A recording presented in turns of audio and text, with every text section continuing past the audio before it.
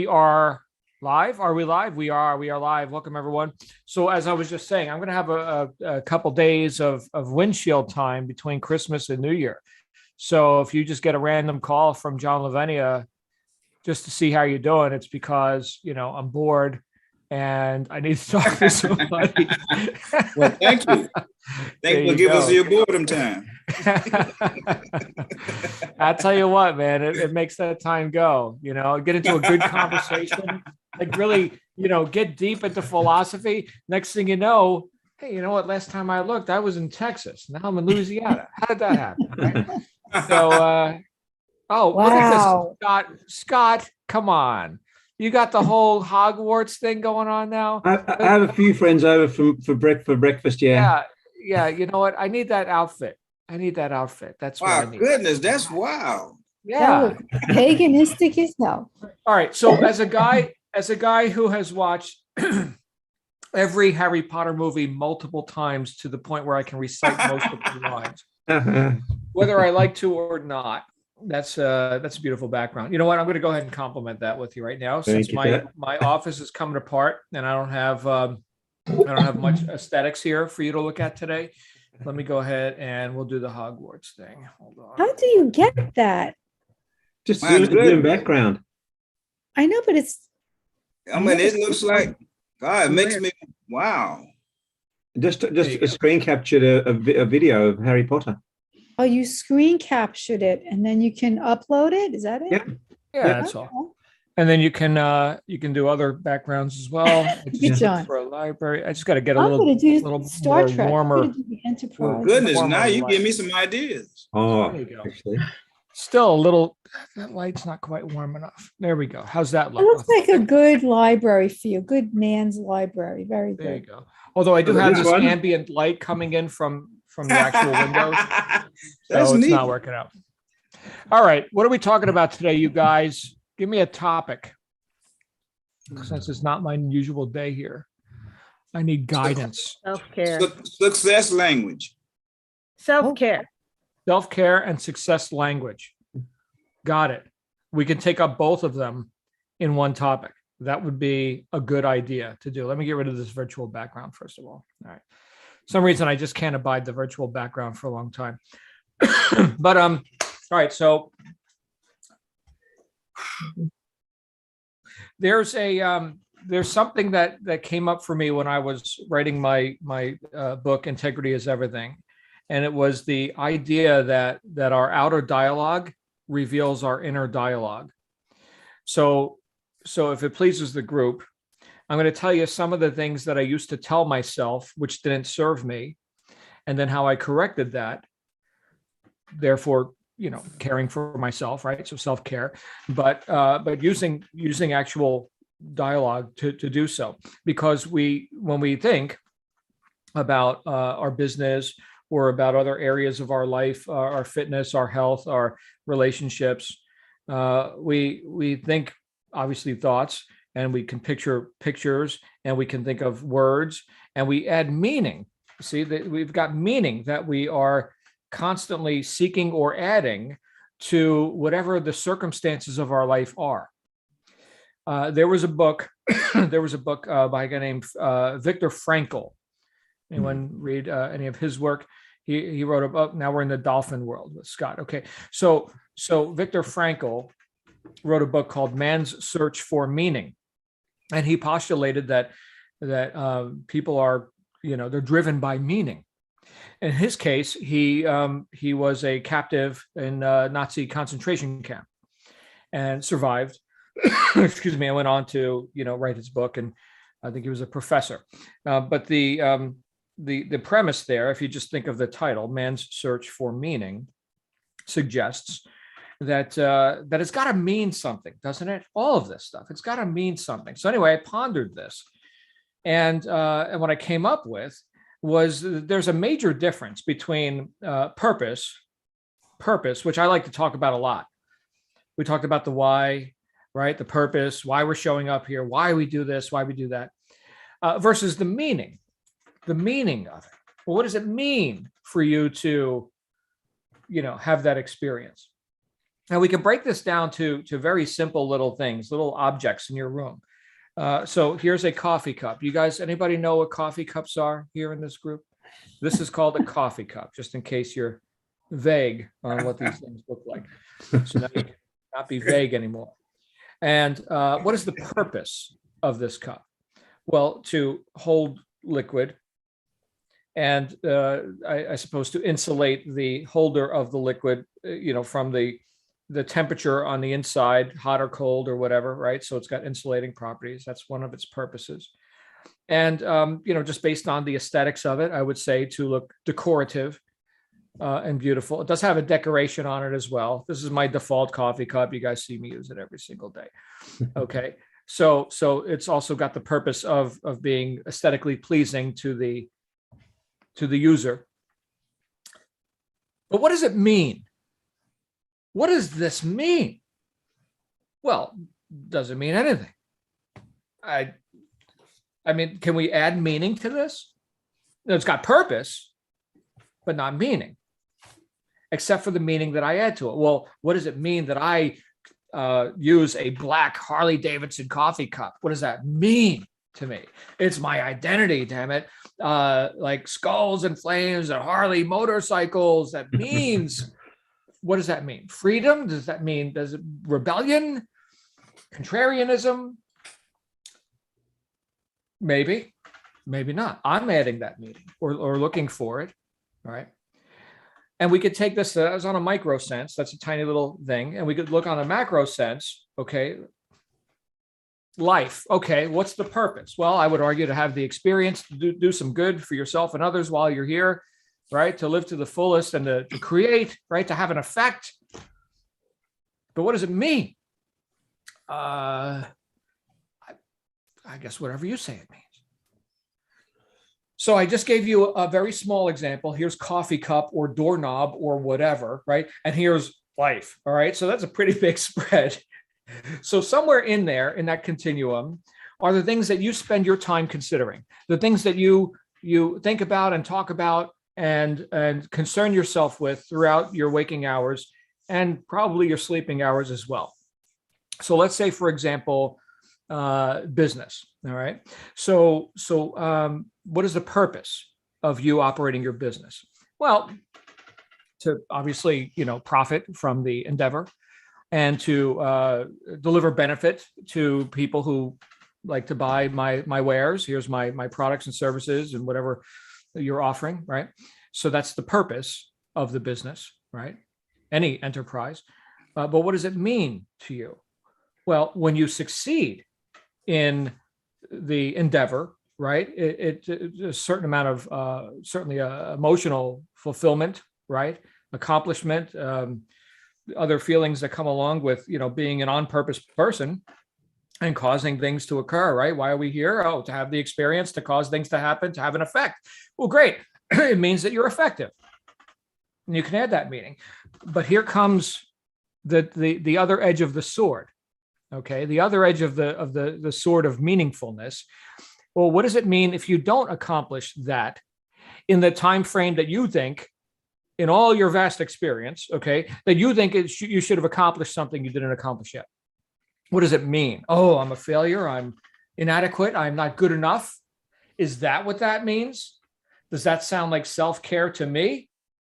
But you see, the inner dialogue is going to happen nonetheless. Right. So whether you're feeling like your chest is puffed up and you're feeling, like the conqueror or something, or you want to go crawl under a rock, either way, it's due to the meaning that you've added to whatever the event or circumstance was or is. Now, this to me means that I'm going to have to be a bit more conscious than just kind of, going into a state of agreement with every circumstance that comes my way. Agreement's easy. Any half an idiot can just go and agree, right? You can go to any coffee shop in your town right now and hear people agreeing with each other about how hard life is. And they got problems. Oh, you think you got problems? I got, we can have we could swap horror stories and, it's all very agreeable, very social, very nice. Okay. But that's acceptable or agreeable conversation. That outer dialogue which is revealing the inner dialogue, their innermost expectations of themselves. If someone is in a state of complaining or griping or bemoaning whatever they think their experience is and what it means, then that reveals a person who is not consciously aware that they are in fact co-creator. They are causing this. And what we validate expands. You get more of that. Keep talking, keep talking.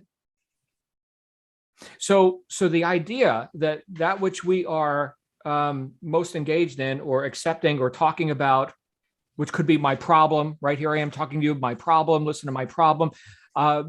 There's an argument that you're actually in love with it, right? So if all I did was sit here and talk to you about my problem, you could accuse me, and you would be right, of being in love with my problem. Love meaning resonance, harmonious vibration on that frequency, right? It may suck, but you're still on that frequency. You're in harmonious vibration with your problem. Again, the outer dialogue reveals the inner dialogue. So what is it that you choose to have as this experience? I mean, if the whole purpose of all of this is to have the experience and to have an effect, right, to cause something, well, what are we causing?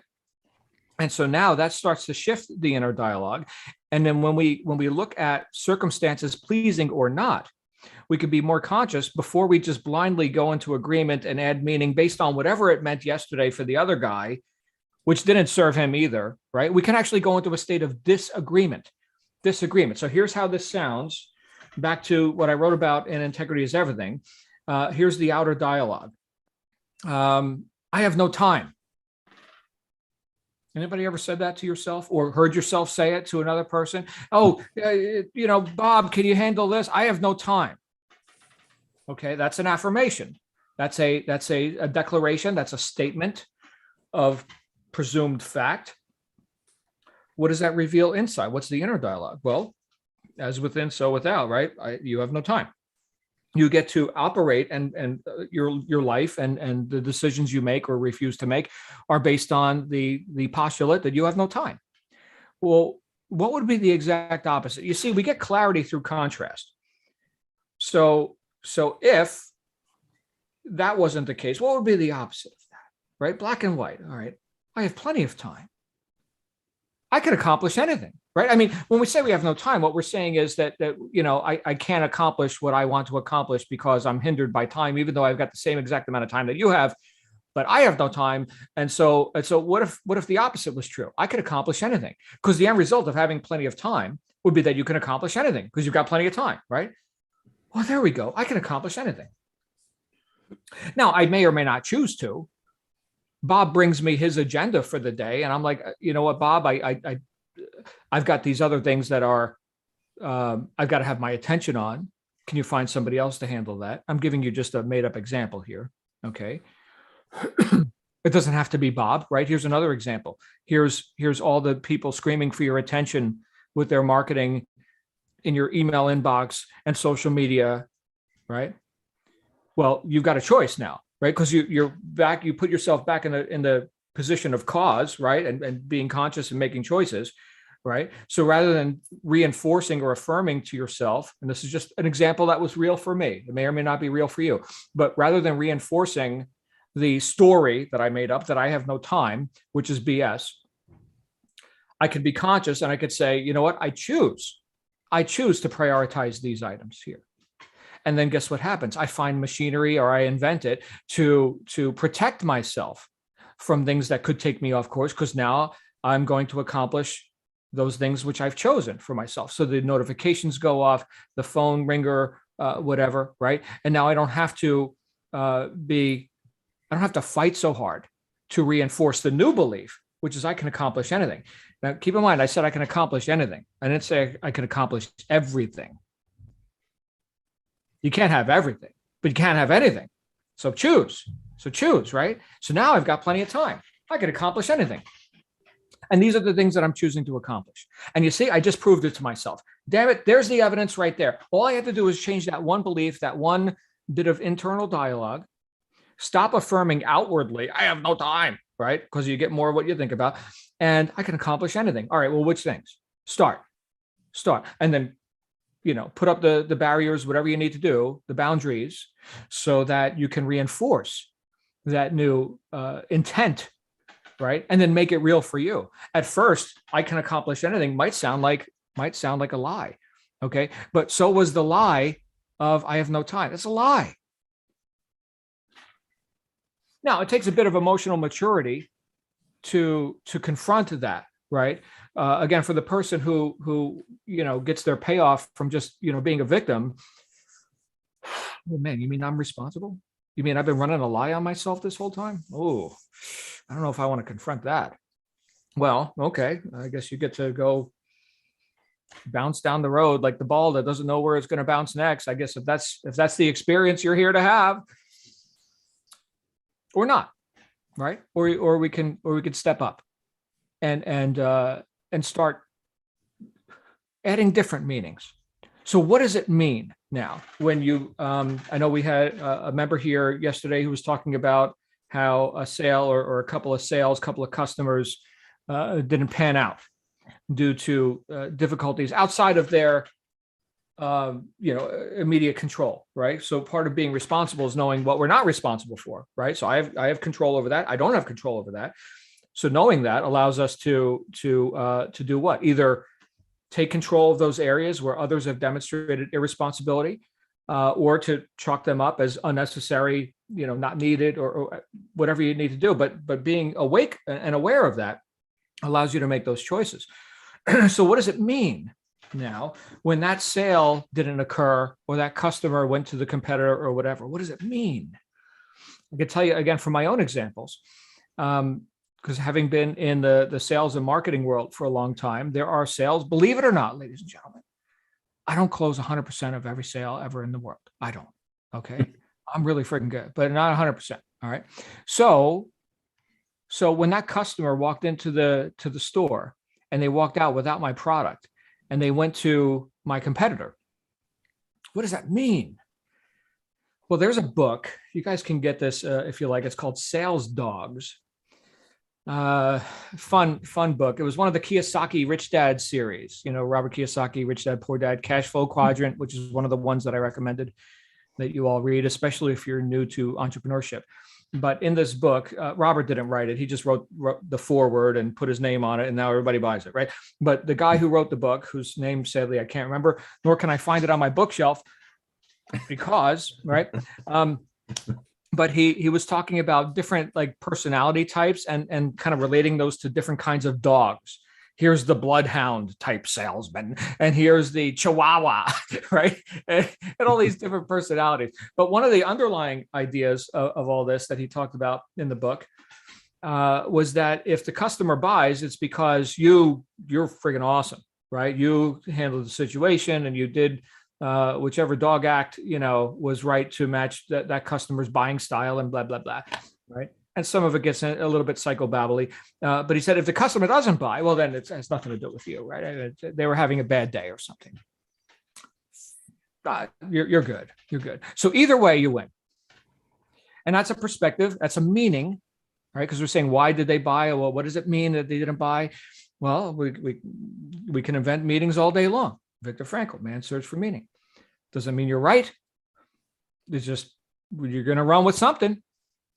All right, well, if they didn't buy, well, then it just means that, they were having a bad day or something. And now you can make different choices, but you can have it bounce off of you. We're talking about self-care here and about maintaining your own posture, momentum, enthusiasm for life and business and all the effects that you're here to create, right? Rather than weighing yourself down with some unsolvable problem, because you can't go back in time, and change the words or whatever from that interaction. So let's put meaning on it that is pleasing to us. Maybe the meaning that we add to it is that just means that I need to get more educated about my product, right? So that I can serve that next customer. Like the example we heard, I believe it was yesterday. Maybe that just means I need to find additional means of product fulfillment, because of the tribulations of dealing with this, fulfillment house or whatever. Okay, well then that's what that means. Okay, but at no point should it be, I'm a failure. It means I'm a failure. No, back that right up right there. Back that right up.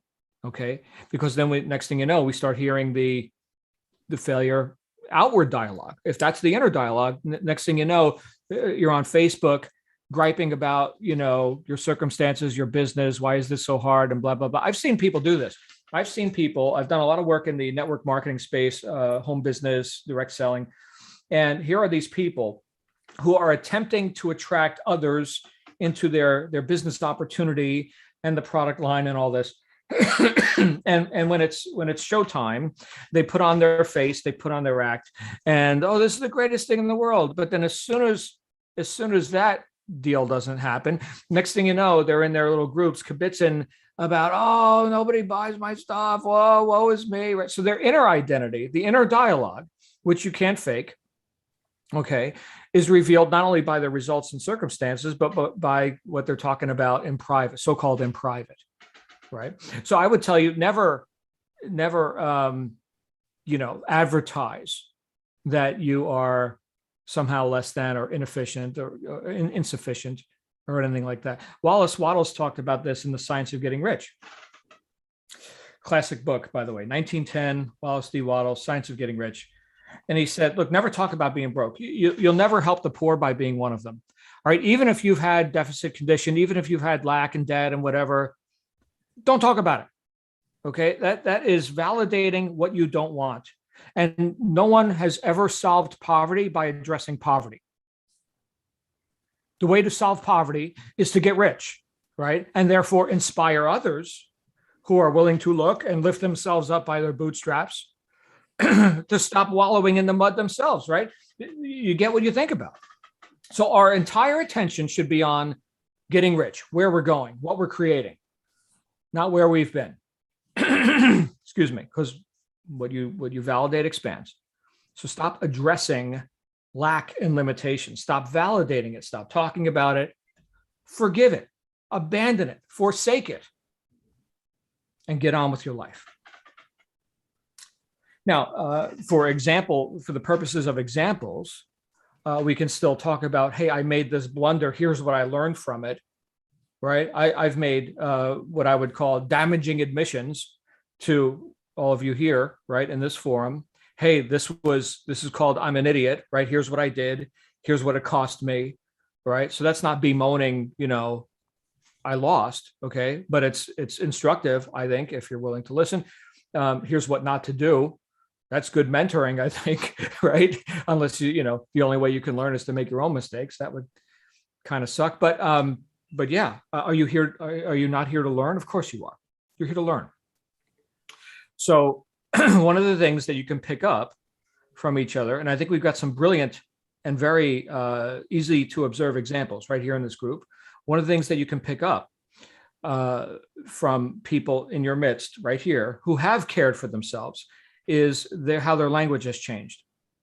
How their language has changed. There are people who are here with us right now who, if you're brand new here, let me tell you, you wouldn't recognize them 6 months ago or 5 months or however long we've been running this. Okay. And I've been running mastermind groups and things like this for a couple decades, but the evolution from woe is me, I suck at this, I'm a victim, or, fill in the words, whatever the words are, right?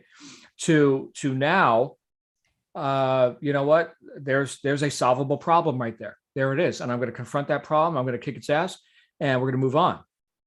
Same person, different inner dialogue.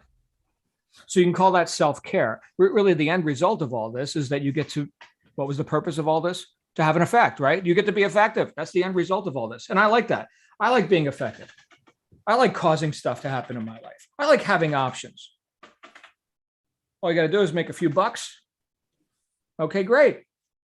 Well then, but here's, I guess, the punchline is that you can't outperform your self-image. Like if it's the same ne'er-do-well who showed up and failed at everything else, who's showing up here, guess what you're going to get? We've got to change the internal dialogue, which means we've got to change what we're willing to accept as what this or that means. What does it mean? I'll tell you what it means. It means that I'm making progress. You know what? I don't know anyone who's made big jumps, big leaps in their life without walking through fire. If you were expecting the easy button, because I know it's very sexy and seductive on the internet, right? All you got to do is click the easy button and, the gods are going to pour riches upon you. That's not real, by the way, but that sales pitch sure is out there. Okay. But if you were expecting the easy button to riches, as accessible and as doable as these methods are, it still requires a powerful person to show up and grab the wheel. Rachel or Adam or Amy or John or Missy or whoever cannot do for you what you can only do for yourself. Again, there's guidance if you're willing to look. Here's what to do. Here's what not to do. Here's some contrast. Nice, right? This works. This doesn't, right? Good. Okay. But still, who's doing it? The person who's always in their own head about why they can't or haven't and what it all means? Or the person who just says, you know what, if there is a button to press, let me press it right now. It's called reset. Reset.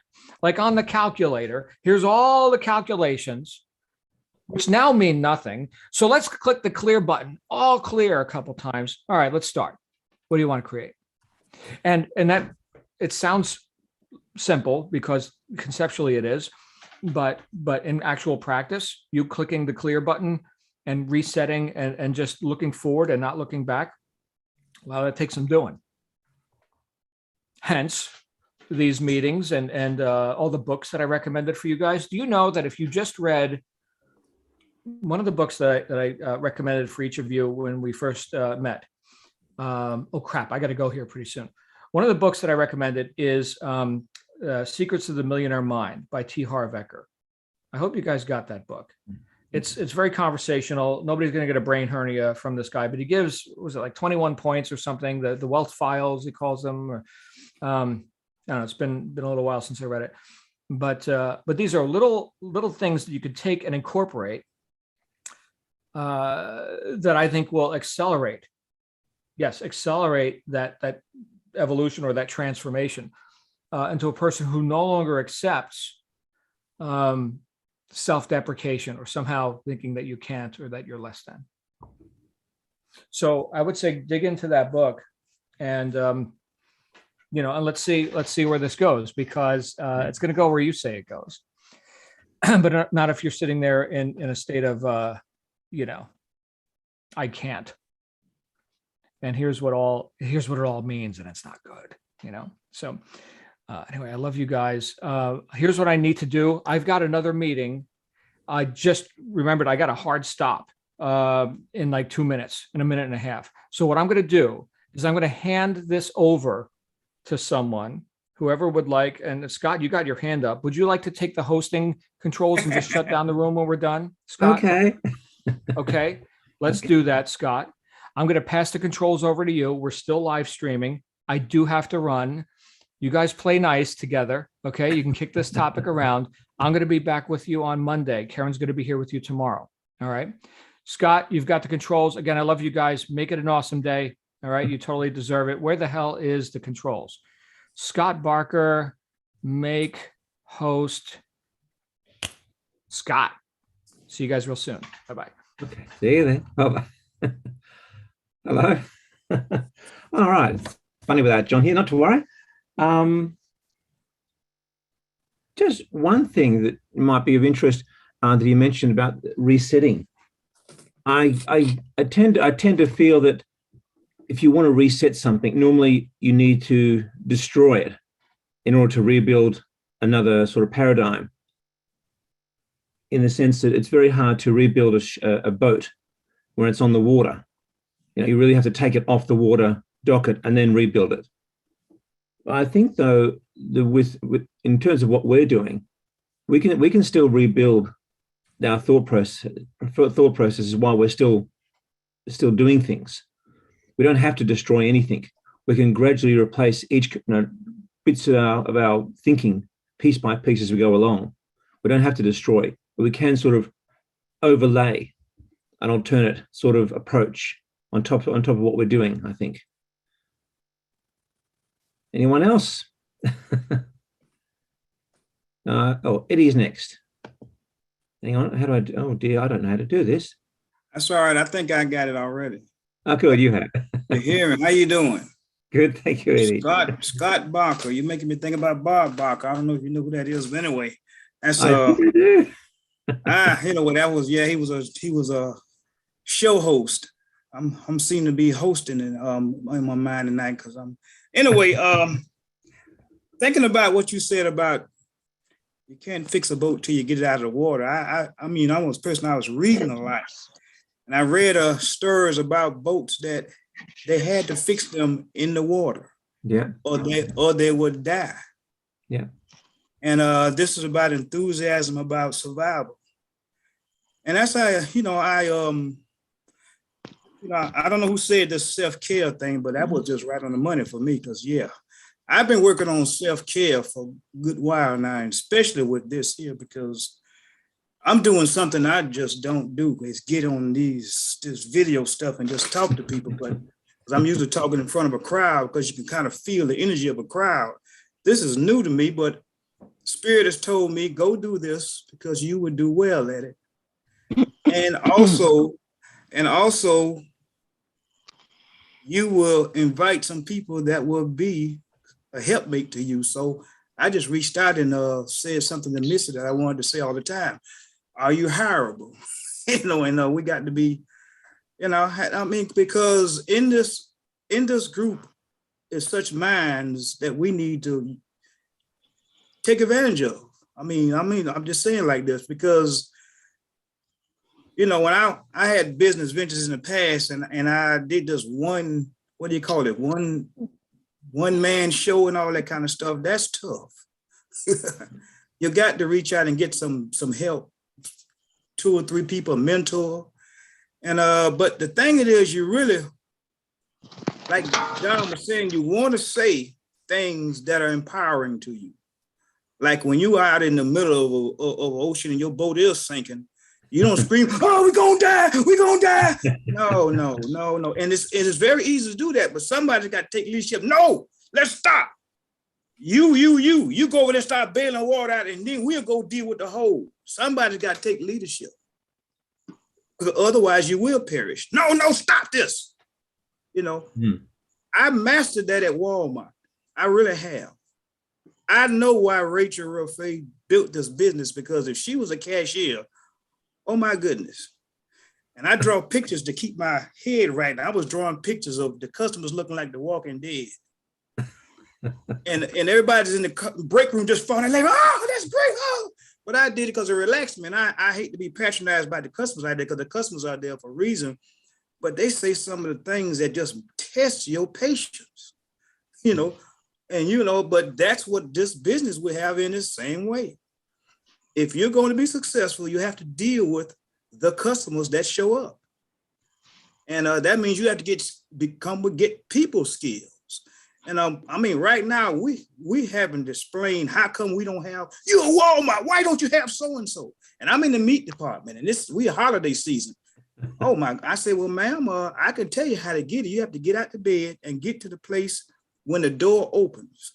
Well, you trying to be fussing? No, ma'am, because there are people in the parking lot that have slept overnight and they'll get there before you. I'm giving you the 411. I don't have anybody. I can't do that. I said, well, then you won't get it. I don't know what else to tell you. You won't get this product if you're not there when it's sold. It will sell out in 10 minutes or less. I promise you. They buy them by the case. And she said, wow, I appreciate you at least letting me know what's really going on, But you learn these things. This is about me being a better person. I've become the person I wish to be when I really get successful at this business. I've already become that already, because that's what Gandhi says do. Be the change you want to see. So that's the thing I want to share. I'm working on this self-care. Missy even helped me get my language right about leaving that job, because I'm going, okay, you got to appreciate what you got, but then how do you transition on? We say, well, you no longer need that job. You're right. I don't. Move on. So I'm visualizing myself as moved on and building this business and my coaching business and all this and doing all the wonderful things that I know I can do, because I love me and I love my business. I love y'all, and I'm giving out the beautiful spirit that I want to receive. Thank you very much for allowing me to share. This is wonderful. And Scott, you rocking it. Thank you, Eddie. Now, I think we can feel what you're saying now. We can feel that energy as well. it's certainly palpable. Yeah, it's definitely there, and that's why everyone appreciates everything you say, Eddie. Missy. No, Hi, Scott. I just want to thank you for reminding us that in this e-commerce thing, we're not at sea in the 1800s, where we got to send men down into the water to repair the hull. We can change in an instant, and this happened to me the other night. I've just made a firm, because I made a lot of choices before. I made a firm, conscious decision, because 3 days preceding it, John was talking about me before in Gear Bubble, and I not only caused myself to cry, I caused, and then on a website problem, I caused the girl to cry. And I said, this is not helping me. This is not helping them. And I said, I am no longer going along with these stories. That doesn't mean that it got fixed. It didn't get fixed. I still lost customers, and they're still telling fibs about tracking numbers and all this crazy stuff. So, which they say, oh, we accidentally gave you the wrong tracks. No, anyway, if you make a conscious decision, you got to do it every day. You have to get up the next day and say, oh, yes, I must do it again. And I fall every single solitary day. But then I'm getting back up, even if it's 10 o'clock at night, I am resetting, like you said. And all I have to do is do it on my mind. I don't have to get duct tape and put it around the sea view, on Voyage to the Bottom of the Sea, which you probably don't know what that is.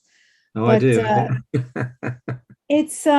It's so easy for us, but you have to make a really conscious choice.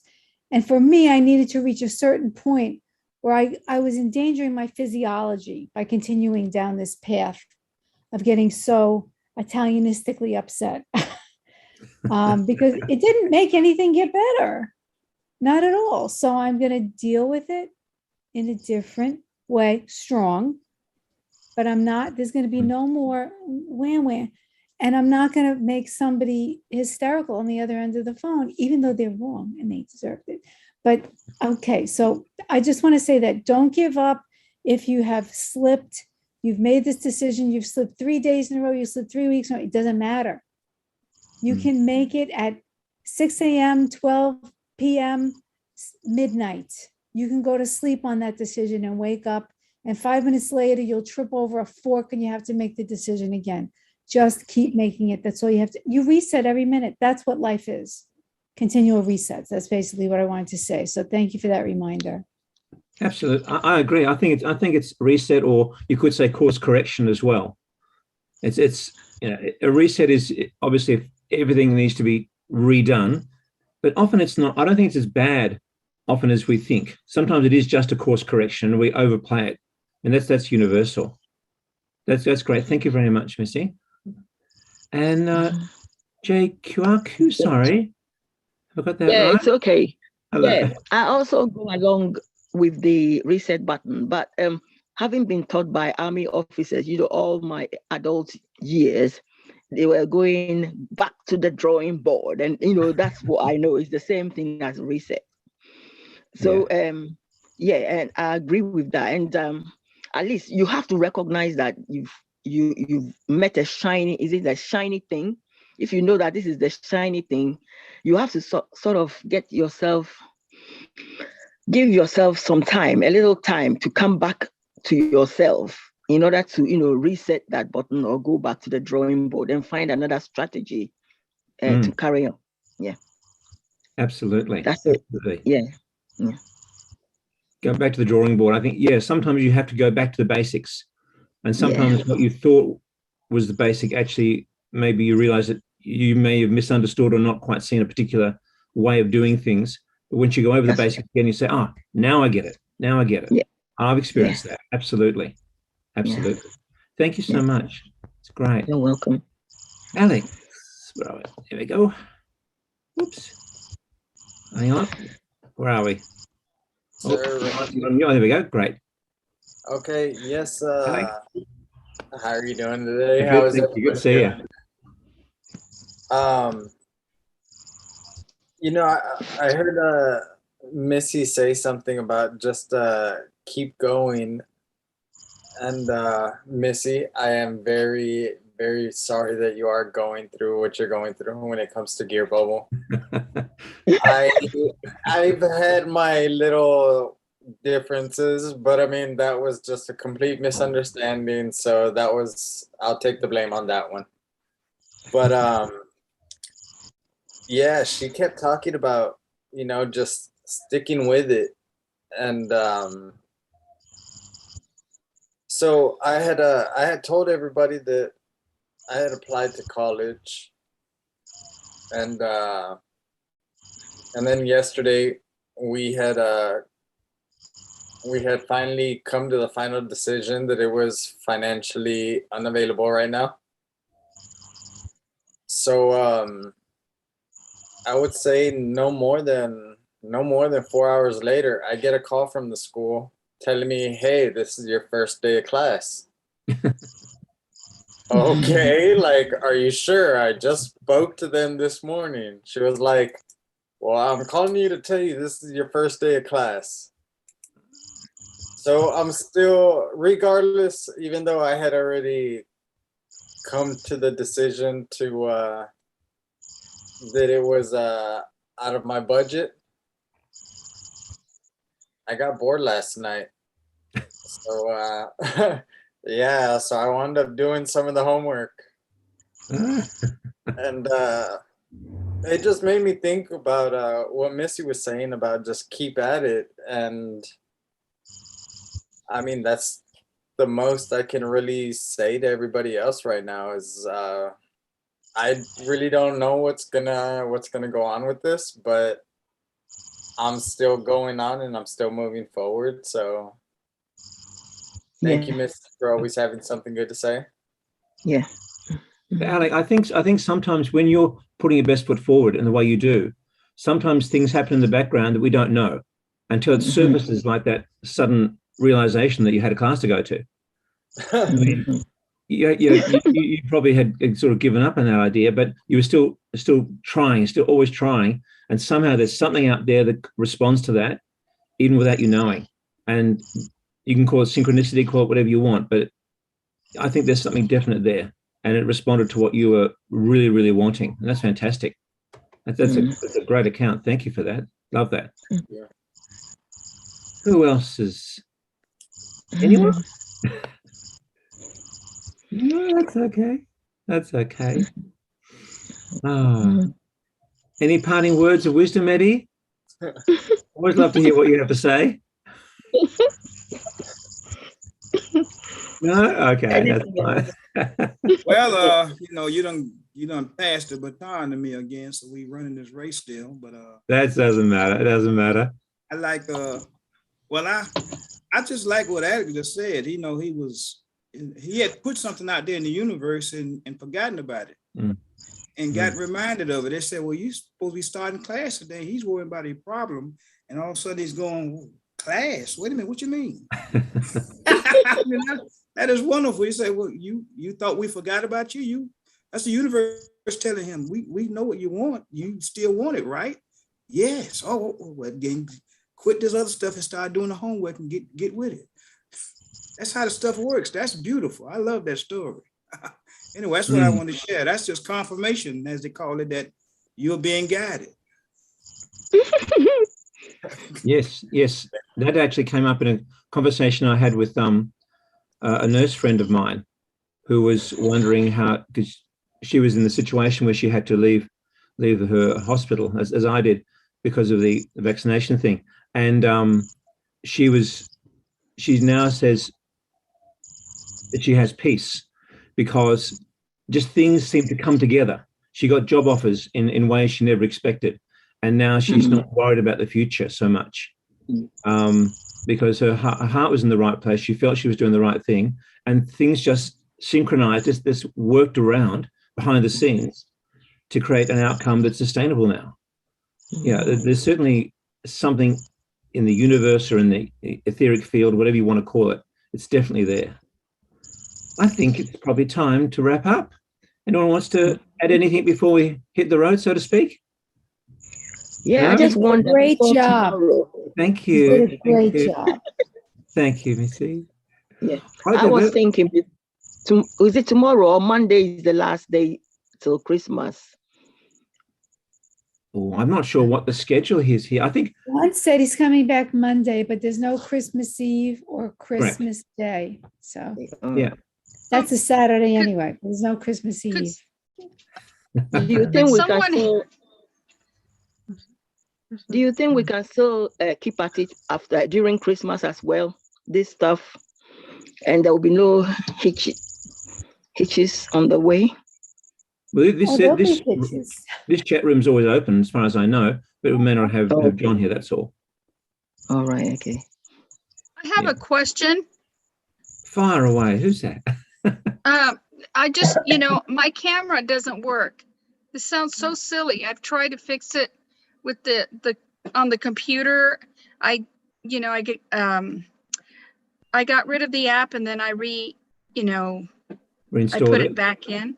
Yeah. And it still doesn't work. So I'm really frustrated with you just see my name, but you don't see. I know. I know, it's terrible. Not So does anyone have any ideas? Did you shut down your computer? No. You totally shut it down? I did. I restarted it and nothing. When not restart, actually shut down. You have to shut down. And then let it sit for a few moments and then restart from scratch.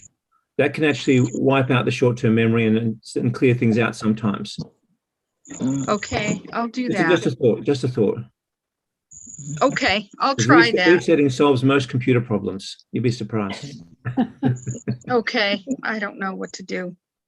But thank Or, you. as you say, maybe uninstall the Zoom again and reinstall it again. But certainly restarting the computer, go all the way back to shutdown and let it sit for a few moments while it wipes its internal memory and then come back. Maybe that might work. Okay, I'll try it. And maybe get an external camera, but you shouldn't do it. Most computers have their own little camera, so that should be enough. Hello? Okay. Hello? Thank you. Right. You're welcome. You're welcome. Well, if there is an electrical storm, you have to unplug as well. Unplug? Yes, absolutely. Okay. Electrical storm, yeah. That's a good idea too. Everything, yeah. Absolutely. Okay. All right then, I'll love and leave you, and I'll probably say goodbye now and have a wonderful rest of your day, everybody. All right. You too. Thank you so much. Thank you. Bye-bye. Bye-bye. Speaking with Blair already. Bye-bye. I